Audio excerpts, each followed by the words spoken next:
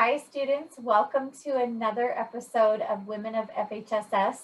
Joining us today, we have Marie Fuhriman. Marie, thank you so much for joining us today. My pleasure. So Marie, I was hoping you could start by telling us a little bit about who you are and what you are up to. I am a mother of 6. I'm a homemaker.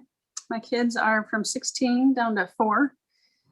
And I live in West Virginia. I grew up in Idaho, but we moved across the country a few years ago. So learned to love it out here and just running my little circus here at our house. So how has it been during COVID with your kids? Are you homeschooling now or are they back in school? They just went back this week for full time. So it's a little bit of an emotional roller coaster for the little ones. They aren't big fans of going back, but we're working through it. So good. I'm glad to hear that things are starting to kind of balance out. That's really nice. That's so great. Well, Marie, thank you so much for coming. I was hoping that you could tell us a little bit about how you feel your education has prepared you to be at home raising a family. Well, my education is a little unique. I went to BYU-Idaho and majored in home ec for my associates. And some people kind of were like, home ec, like you're going to college, why are you studying home ec, you know? But I just knew I really wanted to be a mother and I wanted to be at home. So I'm kind of emotional. And it mattered to me that I really wanted to just be the best I could be at it. So got my associates in that, but then went on to study for a bachelor's and didn't know what to get it in. And I just loved learning. I took so many classes of all these different subjects because I just loved just learning stuff. And finally I was like, I just need to settle on something. So I majored in history, but my biggest takeaway, I think, from college was just loving learning and making that a lifelong pursuit, joy. So. I love that. Thank you so much for sharing. What are you doing currently in your learning? What is captivating your attention right now? I listen to a lot of podcasts and audiobooks. I'm in a woodworking class that I just kind of tinker around with wood a little bit. And I had taken a woodworking class at college and loved it. So I feel like I'm finally coming back to that hobby and getting into that again. That's amazing. And I'm sure that there's a lot of learning happening too as your children are growing up and the learning that they have to do and in teaching them. So I'm going to say, give yourself a little more credit. I think you're learning a lot. Always a huge learning process. So Marie, I know a lot of stay-at-home moms and homemakers who struggle remembering their value. They often say that motherhood is a thankless job. So I'm curious to know if you could share some experiences about how you remember your value and if that's a struggle, or how do you help other women maybe remember theirs? I think that's something that ebbs and flows, you know, like it was really hard to go from being a full-time student or working and you have all this external validation or sense of accomplishment that comes, and then to just going to being at home full-time and this little person that needs you. And of course I want to give it my all, but there's not this sense of accomplishment or validation from outside sources. And whereas you've got later on in life with lots of little ones and you just feel like you're kind of in this little hole that you don't get out of, you know, or it can be really challenging. I think we all need to feel that we matter, that we're important, that we're making a difference in the world. And that's hard sometimes to see when you don't have that validation coming in ways that we often seek it. But I think one of the refining things about motherhood is it helps you learn to seek your validation from God. Like if I matter to him, that's all that I care about. You know, if I'm doing what pleases him, then who cares what the world says? I'm you feel your value that way, I guess. Also, I love the words of the prophets and leaders of the church that are so powerful. They say a lot of powerful things about how important motherhood is. And I just cling to those sometimes, that's who I'm here to be. And that's where I need to focus, I guess. And I so appreciate you sharing that testimony, because I think that there are a lot of people out there who struggle with the feeling of, am I enough?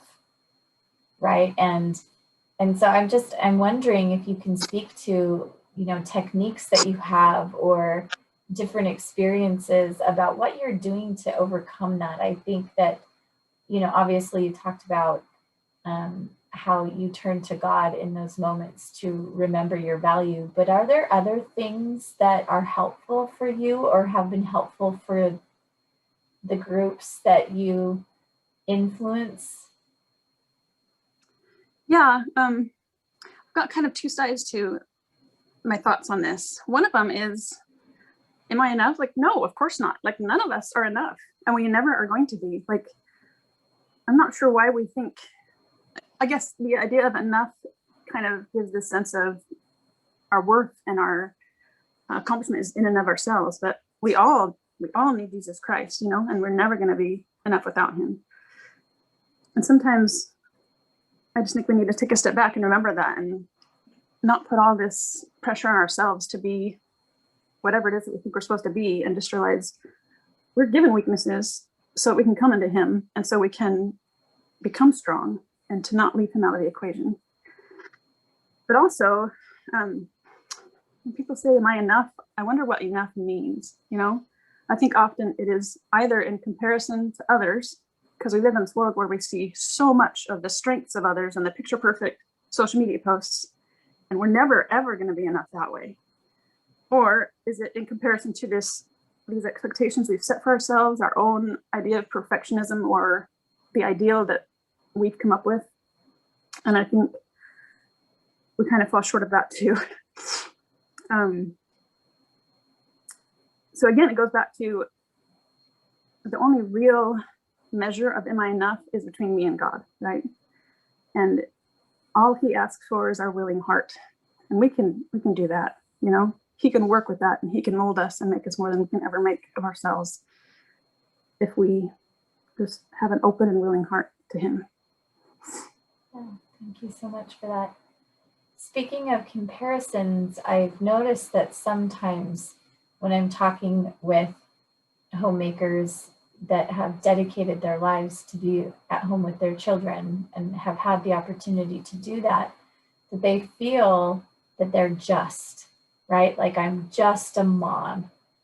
And so I'm wondering if you could maybe speak to how you've been able to take full ownership of that amazing calling and decision to be at home with your family.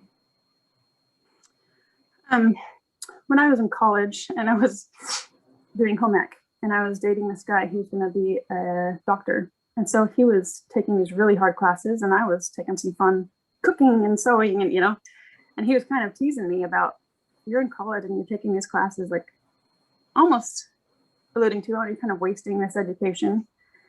And I shared with him just thoughts that have come from my upbringing and my patriarchal blessing, strong wording and stuff that I'm like, well, this is how I've been led to take this path. And the teasing stopped immediately, and he just had respect all of a sudden, And I think we all have our whys of why we do what we do, and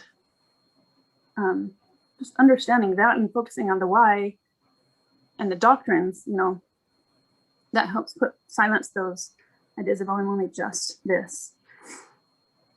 And our words, whether they're the thoughts in our heads or the things we hear from others, they're very powerful, and they affect our feelings and our actions. And I just think it really matters that we fill our minds with those things that are true and that are really going to empower us and not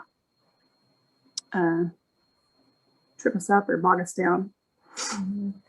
I sometimes talk to my friends who post on social media. They'll say, you know, hashtag just a mom or hashtag adulting or whatever, you know, even in sarcasm, sometimes we catch ourselves. We need to catch ourselves, I think, even in sarcasm, you know, oh, it's a mom day or whatever, and just start really placing value on that motherhood. So instead of being so negative and sarcastic, even though maybe something funny happened that requires a little bit of humor, being careful in those words too, you know? Yeah. Yeah. So is there something that you could share with us? I feel sometimes, and I see this as an advisor that advises young women, we have a little bit of a shame culture, specifically for women who have chosen to work. And so how can you tell me how you view other women who are working moms or working in general, and how do you support these women in your lives with their personal revelation and their pursuits? I've come on a long journey this way because I did grow up with so many women in my life who were just homemakers, not just homemakers, but you know, that's what I did. I think we use the word just because they're not doing that and working. Right. And so it's a definitive word. It's not like a, yes. Okay. And huge kudos to those who work also, because that is a lot on their plate. And just words of church leaders that made me feel like, well, this is the best thing to do, right? Like, why would you do anything different?